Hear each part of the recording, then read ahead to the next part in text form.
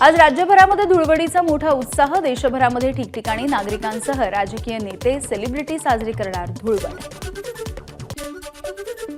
धुळे शहरामध्ये खंडेराव मंदिरामध्ये करण्यात आली फुलांची आणि रंगांची उधळण। खंडेराव महाराजांच्या सोबत होळी खेळल्याच्या नंतर धुळ्यामध्ये धुळवडीला सुरुवात होते। गेल्या अनेक वर्षांपासूनची परंपरा। नांदेडच्या ग्रामीण भागामध्ये लेंगी महोत्सवाची धूम। पारंपरिक लोकगीतं आणि डफड्याच्या तालावरती बंजारा समाजामधल्या बांधवांचं नृत्य।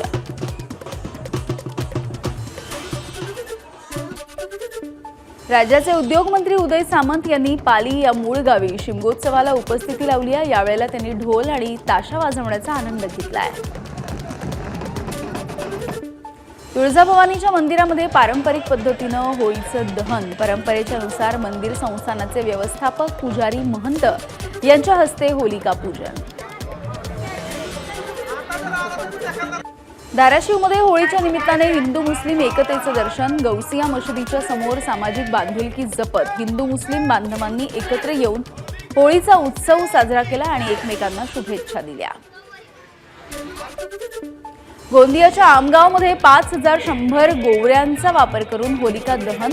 लाकडाचा वापर न करता पर्यावरण वाचवण्याचा संदेश देऊन गुन्हा दाखल।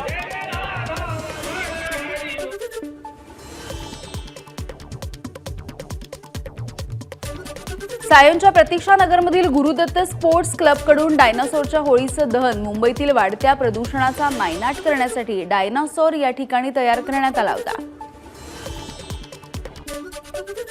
रायगड जिल्ह्यामध्ये होळीला नागरिकांचा उत्साह बघायला मिळतोय। काही भागामध्ये जुन्या चालीरीती तर काही भागामध्ये नव्या प्रथा। कोळीवाडा परिसरामध्ये महिलांनी गाण्यांवरती ठेका सुद्धा धरलाय।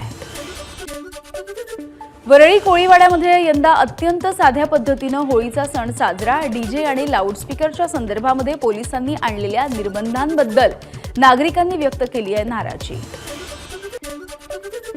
भिवंडीमध्ये कोळी बांधवांकडून उत्साहात होळी साजरी। होळीला विविध प्रकारच्या मासे लावून आणि कलिंगड लावून सजवण्यात आलंय, तर होळीच्या दांड्याची गावामधून मिरवणूक सुद्धा काढण्यात आली आहे।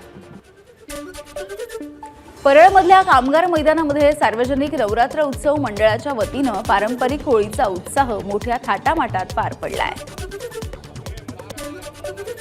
सिंधुदुर्ग जिल्ह्यामध्ये शिमगोत्सवाला सुरुवात। पारंपरिक पद्धतीनं होळी साजरी। आजपासून गोमूचे खेळ, खेळे, रोंबाट, कापड खेळ, पुडोत्सव अशा पद्धतीनं होळीचे उत्सव सिंधुदुर्गामध्ये साजरे केले जाणार। यावर्षी तळकोकणामध्ये 538 सार्वजनिक तर 598 खासगी अशा एकूण 1136 ठिकाणी होळीचं पूजन। यामध्ये कायदा आणि सुव्यवस्था बिघडू नये यासाठी पोलीस प्रशासन सुद्धा सज्ज। गोंदिया जिल्ह्यामधल्या कमरगाव इथे होळीच्या निमित्तानं गावामधील नागरिकांना एकत्र येऊन वाईट विचारांची होळी केली आहे। 150 वर्षांपासून सुरू असलेली परंपरा आजही कायम।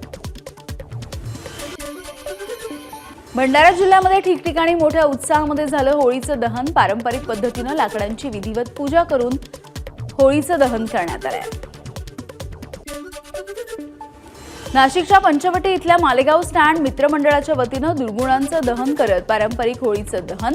महिला अत्याचार, जात धर्मामधील भेद, गोदावरीचं प्रदूषण, भ्रष्टाचार असे विविध प्रकारचे संदेश। ठाण्यामधील जय भवानी नगरमध्ये उपमुख्यमंत्री एकनाथ शिंदे यांच्या हस्ते होलिका दहन। सर्वांनी पर्यावरणपूरक होळी साजरी करण्याच्या शिंदेंनी दिल्या शुभेच्छा। ठाकरेंच्या शिवसेनेचे खासदार अरविंद सावंत यांनी त्यांच्या मतदारसंघामध्ये होळी पूजन केलंय। पुलाव्यामध्ये कोळी बांधवांच्या सोबत अरविंद सावंत यांनी होळीचा सण साजरा केला। आमदार अबोल मिटकरींनी अकोल्यामधल्या निवासस्थानी छत्रपती शिवाजी महाराज आणि छत्रपती संभाजी महाराज यांच्याविषयी राम गणेश गडकरींसह इतरांच्या पुस्तकामध्ये असलेल्या विकृत लिखाणाची होळी केली आहे। एबीपी माझा, उघडा डोळे बघा नीट।